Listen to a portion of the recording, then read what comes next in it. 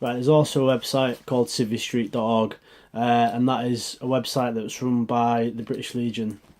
It's a really good website, but whereas Indeed is just a job site for civilians and things like that. The great thing about Civvy Street is that the jobs that are advertised onto that are specifically for people who are in the armed forces. So this is going to give you a really good chance at getting like a good job on there.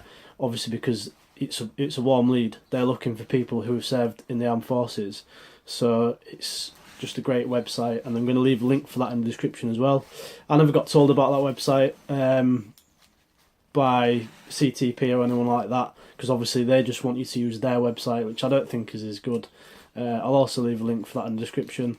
But the thing with that is you're not going to get your CTP login and password until you're about 4 or 5 weeks from actually leaving. So it's a bit too little too late for that. I mean, the workshop they run isn't that fantastic either. Obviously it's a mandatory one, so you have to go to it. But I didn't find it that helpful or useful. Right, there's also some other websites you can use.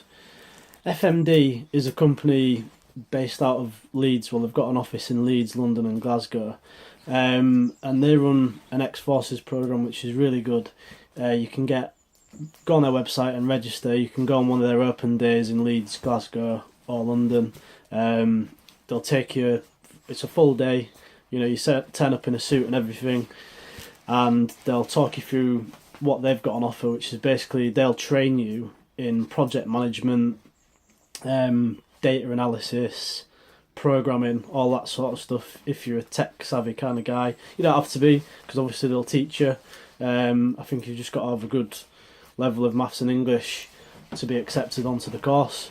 But they take about 60 people a year, something like that, in all of the centres, so that's definitely a really good one to look for.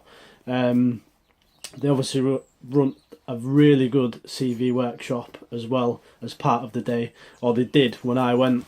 I'm guessing that they do that on all of them, and then you get a free lunch, which is always good, and then at the end of the day you get some free beer, so and networking drinks. But that's really good, obviously for networking, and if you're interested in project management and maybe getting into that line of work, it's a really good one to go and look at. Now, there's a company called Persimmon Homes. They run their own army leavers kind of project. A lot of these companies do. If you just go onto Google and search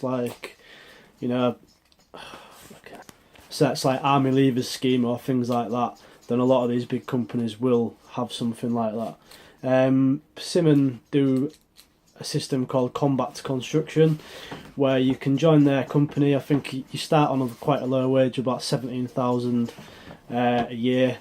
While you're training, they give you full training as either a bricklayer, carpenter. So it's a really good one to do if you want to get a trade when you leave. So you just go on their website and apply for that. I think the numbers are quite small that they accept on a yearly basis, because obviously everyone will try and apply for that because you're getting a trade out of it, and we all know that's some pretty good money once you're qualified. So yeah, they put you through full training, and they'll even pay for you to stay in a hotel because some of it's college based. It's like a proper apprenticeship program, so that's well worth a look at. I applied for it, but I didn't get, unfortunately. I tried, but anyway, never mind. But it's a really good one to look at, so make sure I'll put a link in the description for that.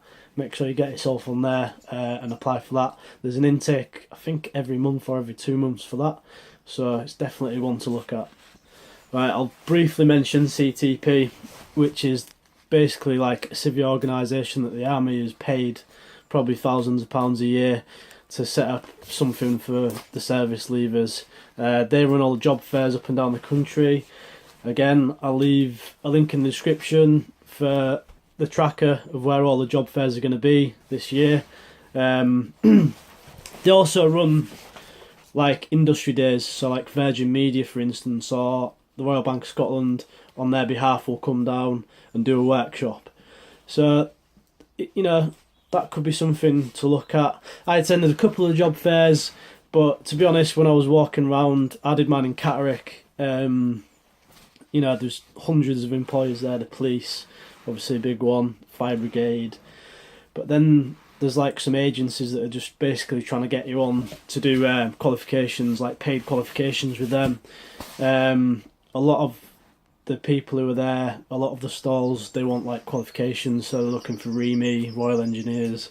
So yeah, you can attend those if you want. You know, you might find them useful. It gets you a day out of work, so it's worth doing. I don't think your chain of command can deny you to go to things like that. They have to let you go to things like that as part of your resettlement. So don't let anyone try and pull the wool over your eyes saying that you can't go. So a brief overview then. You've got the CV, the cover letter, the tools I've mentioned, the websites. So you know, the ball's in your court now. Have a look at those. Make what you will of it. But the main thing to remember is staying positive. You know, people are going to try and talk you out of leaving. You've got, if you've just signed off, you've obviously got 12 months left. You know, you're going to be put on guard. You're going to be sent on shit exercises. They're going to try and destroy your morale. Then they'll try and offer you a carrot on the stick. Like, oh, if you stay, you know, you'll be promoted by next year. So don't listen to any of that. You've made your decision, so just stick by it. You know, you're going to do well. Don't worry. You know, I've done well. And if I can do it, anybody can do it. So yeah, look at the CV, look at the cover letter, you know, get applying for jobs now. I know you've got maybe 12 months, 5 months, 6 months left, but applying for the jobs on there now is good practice. It's, you know, go to some interviews. Obviously you don't have to take the job, but it's good practice. You know, when you're getting up to your last couple of months, last month, last 4 weeks, that's when you really want to start knuckling down, and go into as many interviews as you can. Use all your termination leave. Don't procrastinate, guys. Don't just fucking get pissed up and sit in the block, because you're never going to get a job or a decent job doing that. You're going to be one of these guys who ends up leaving and working in McDonald's or on a farm. Not there's anything worse, you know. It's not a bad thing doing that, but it's not fantastic either. You know, you want to give yourself the best possible outcome, the best job. So apply yourself. Apply the tips that I've put into this video, and I'm sure you're going to do really well. If there's any more questions or anything, just drop me a DM on Instagram, Messenger, leave a comment in here. I'm going to be active on trying to reply to all of them. So yeah, crack on. Right, I've just thought of another thing that I'm going to mention. Smart and Target.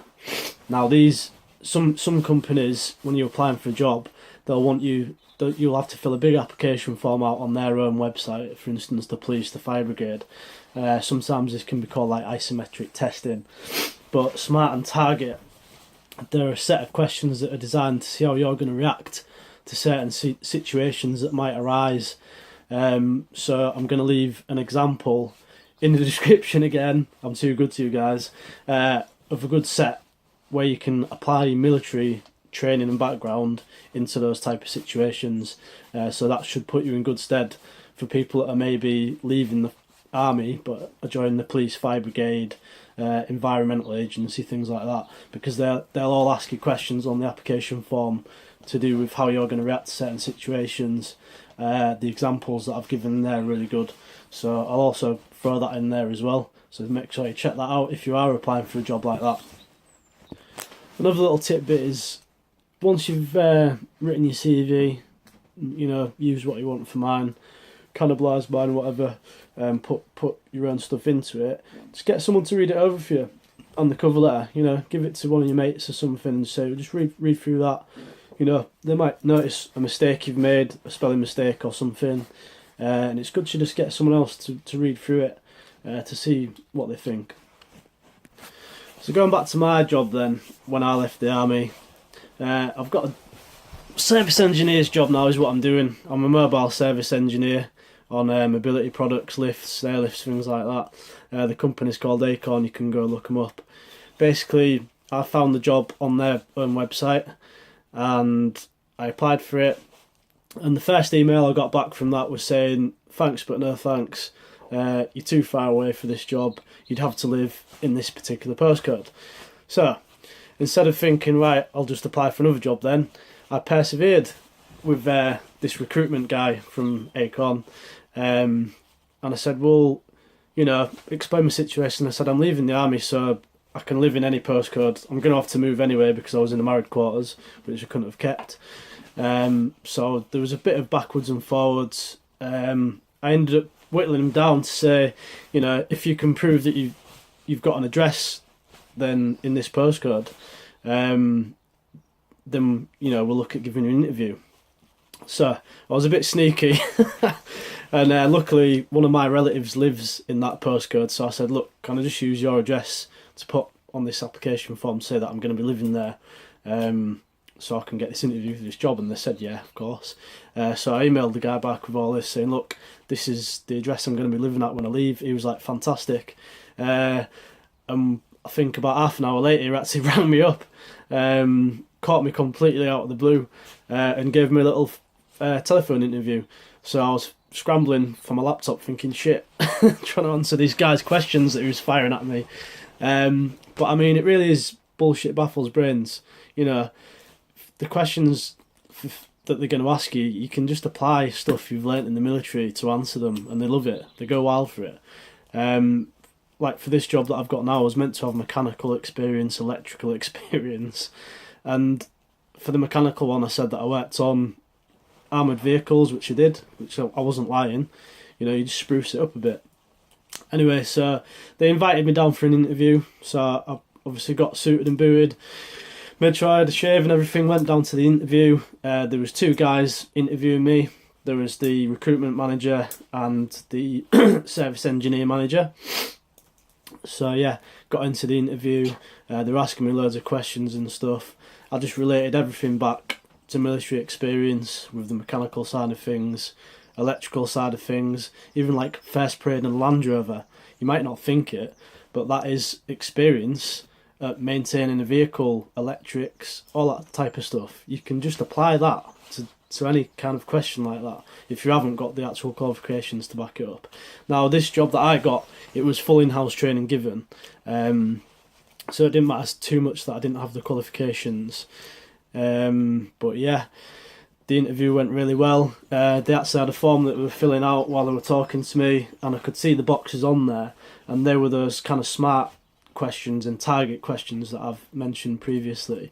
Now, when it came to those, they were asking me things like, tell me an example of a time where you had to use teamwork, or tell me an example of a time, you know, where you had to persuade someone to do something, or, you know, just things like that. Obviously, I just thought, right, a time where I've used teamwork, well, there's a million different examples I could think of for that.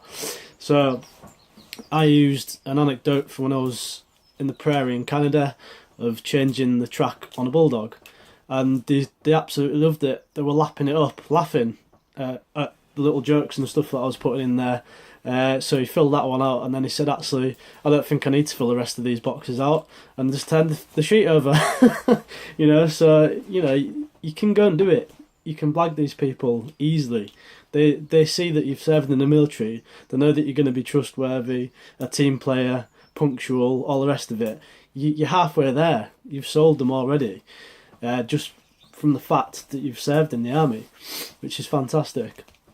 So yeah, shook hands, said bye, and drove home again. And I got a phone call later that night from the guy.